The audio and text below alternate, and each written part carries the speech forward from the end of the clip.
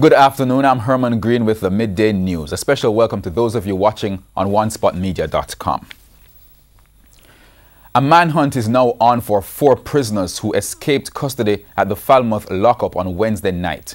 It's understood that the men made their escape by cutting through a ventilation system in the cell about minutes after 10. The escapees have been identified as O'Neill Demetrius, otherwise called Socket, Mario Morrison, charged with murder, and Trevon Lawson, otherwise called Tallman, and Adrian Stewart, both charged with shooting.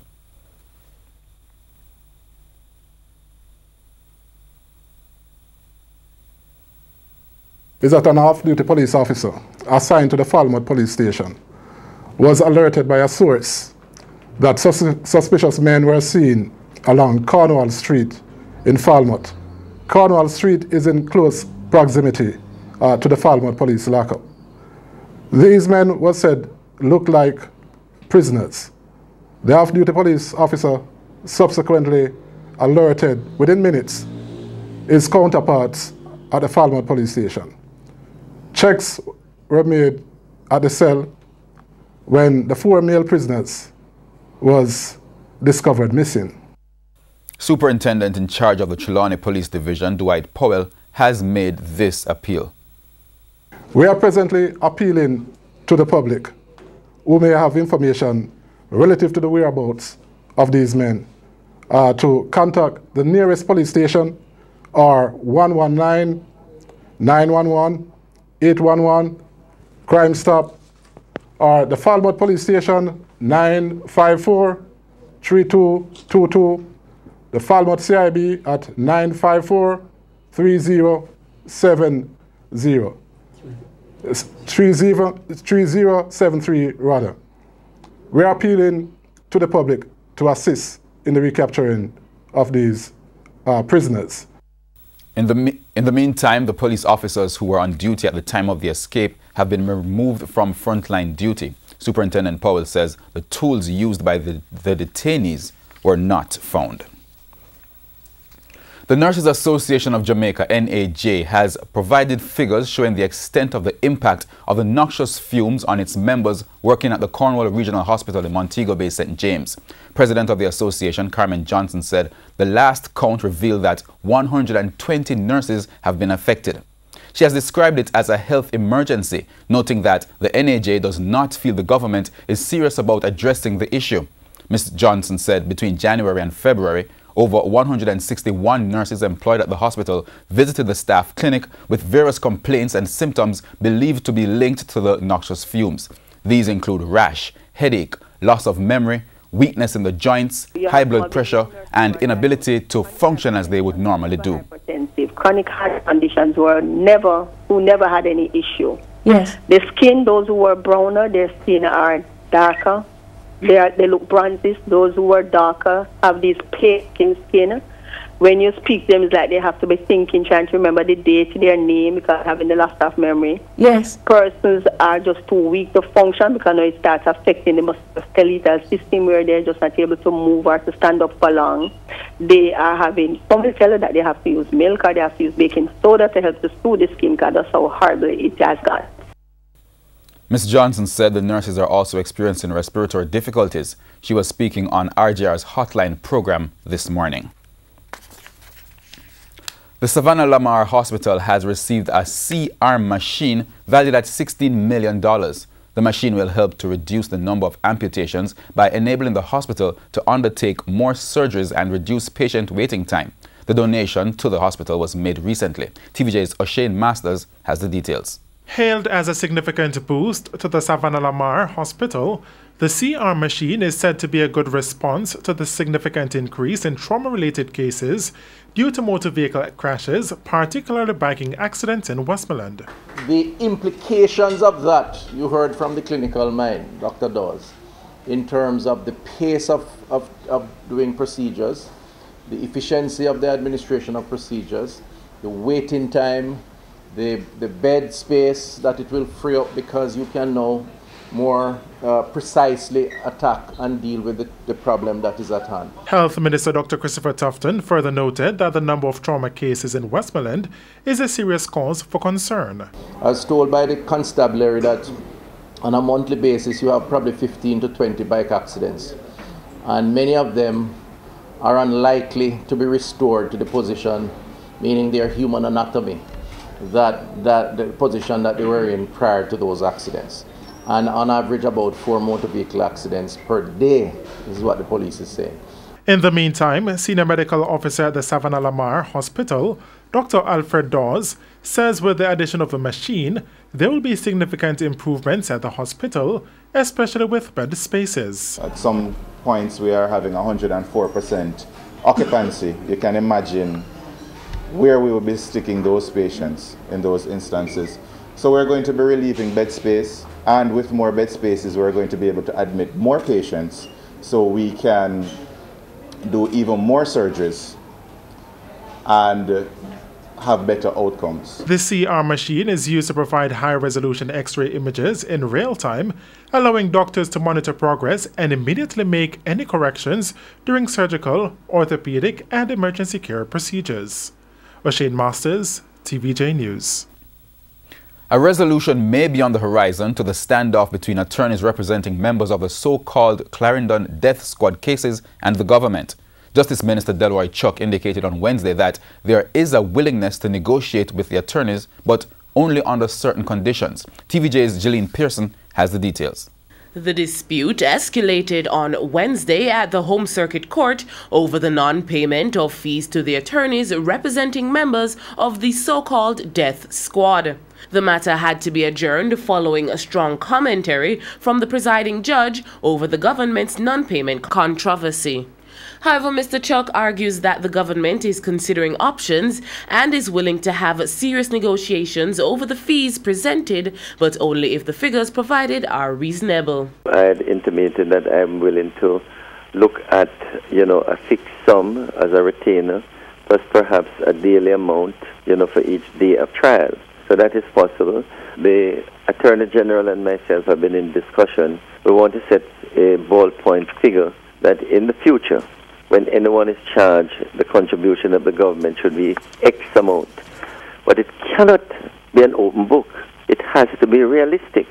The Justice Minister is of the opinion that the government must now take a position which will be applicable to how future matters of this nature are handled. Well, I think going forward, we are going to put forward, we are going to decide on a figure, be it 1 million or 2 million or whatever millions, and that is a contribution that we will make to the Police Federation to inform officers who are charged that is what the Federation will contribute towards their legal defense. Meanwhile, one of the attorneys, Valerie Nita Robertson, has a suggestion for the government. There are some other things that he needs to cover too, because the public needs to know, not buy into this myth that is being spread, that the money that we are getting are all for fees. I quoted one fee, which will include the juniors that I employ to do the background work and the research that is needed for these matters. I have already paid them out of my pocket. There are set rates for attorneys who work for the government. It has always been so that there is a particular rate that is paid. None of those rules are being adhered to, and we have not been given any reason why that is so. Gillian Pearson, TVJ News. The police have released more details on last night's fatal shooting of Uriel James, otherwise called Rooksy, in Dunrobin, St. Andrew. In a statement this morning, the police said Rooksy's body was found in a parked Nissan station wagon motor car on Enever Close. About 10 o'clock, residents called the police because the car had been parked in the area for some time. The police responded, and during a search of the vehicle, Rooksy's body, which had what appeared to be multiple bullet wounds, was found in the trunk of the car. On February 2, Rooksy was shot by 2 men at a business establishment on Lady Musgrave Road in St. Andrew. In that incident, security guards apprehended the gunmen. In 2013, the police high command reported that Rooksy was being investigated for several cases of murder committed in the Kingston West Division. The cops alleged that at least 7 persons who made allegations against him were murdered. The body of an elderly man was found with the throat slashed at his home in Gully Road, Boscobel, St. Mary, Thursday morning. He has been identified as Donald Williams, otherwise called Session, who is believed to be in his late 80s.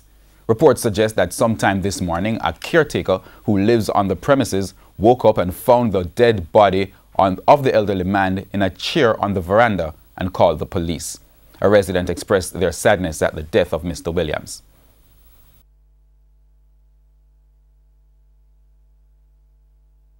Session was a good boy, good old boy. Every day I tell him, like every day. And me keep him alive. And right now me feel it bad for no say. He dead in a sort of way there. Cause that man a trouble people, you know. That man a trouble people, and we trouble him the most, run the most joke with him. So right now me hurt and the whole of Gully Road hurt over this. Up to news time, police investigators were still on the scene. One man is dead following a motor vehicle crash on the Mountainside Main Road in St. Elizabeth on Wednesday. He has been identified as Stephen Sims. According to reports, about 7 p.m., Mr. Sims was driving his motorbike towards Mountainside when he crashed into a Honda motor car which was traveling in the opposite direction. Both Mr. Sims and the driver of the car were taken to hospital, where Mr. Sims later died. The driver of the car is still hospitalized. Up to news time, his condition was still unknown. And an American diplomat has been hospitalized following a motor vehicle crash early this morning in Norbrook, St. Andrew. It's understood that around 12:50, the diplomat, whose identity has not been released, was driving in the vicinity of the Norbrook Park apartment in the parish. He lost control of the vehicle and slammed into the wall of the apartment. He was rushed to the hospital. The car later burst into flames. Taxi operators in St. Thomas are upset with what they describe as unfair and unrealistic scrutiny from the police. The drivers say they are being given tickets as early as 7 o'clock in the morning, supposedly for not using the transport center, even though they have just started working. Because it come like a guy you better not dream say, yeah, come around a man and come dig up taxi man for your bus park ticket. Right? Me I come from out of my house already and then stop me out of license road asking for your bus park ticket. At the same time, at the bus park me I head for. So all you come to ask me for your bus park ticket coming from Prospect. I'm gonna reach a bus park in Amaranth. That sounds stupid. The vice president of the Eastern St. Thomas Taxi Association, Robert Gentles, is calling for the approach to be revised and revisited. He believes it's unrealistic to expect all taxi operators to go to the transport center to pay the park fee before starting to work each morning, as commuters require their services from as early as 5 o'clock in the morning. So, may I ask if it's right for the police to come out the streets so early and ask the bus park ticket when we have the whole day till 2 o'clock to pay? So, at the same time, I think they should allow it till even 12 o'clock. You come out the road to ask your bus park ticket, but not so early in the morning. Is the Trespass Act still relevant? That question is being raised by farmers in Golden Vale, Portland, after their farm was vandalized by criminals one time too many. The farmers are again appealing to the police to address criminal activities under the Trespass Act. More in this report. Just 2 weeks after being warned by the Rural Agricultural Development Authority, RADA, to report criminal activities that occur on farmlands, farmers in Golden Vale, Portland, say they continue to suffer at the hands of criminals. Wednesday morning, farmers at the Rio Golden Estate in the area found several of their farming tools damaged, presumably by intruders. Security manager for the estate, Ransford Bennett, said when he arrived at the property, a man was seen walking away from a nearby shed. He called to the man, who ran. We went into the shed to see what was done, only to find that all the rainers, the 13 rainers, was completely destroyed, and a number, about 10 small O's and 2 big O's, was completely destroyed, chopped to pieces. I went and I called the police.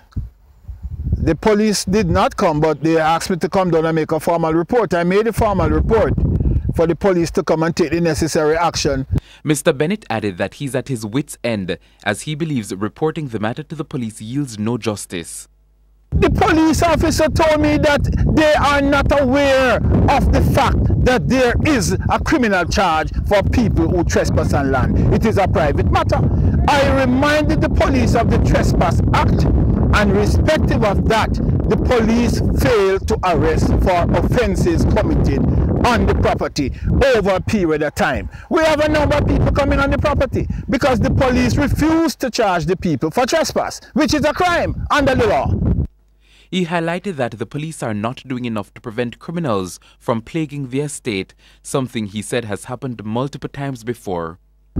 Maybe the police waiting until they are coming to investigate murders, because that's the only thing they seem to believe, that is only when a man shoots a man with a gun or that a man rape a woman is crime. Crime is crime. Any offense under the law that is illegal, that is prescribed under the law as a crime, is indeed a crime and ought to be investigated by the police. He stressed that if the sector is to see growth, something needs to be done to address the matter. The loss is estimated at $83,000. Vashon Brown, TVJ News.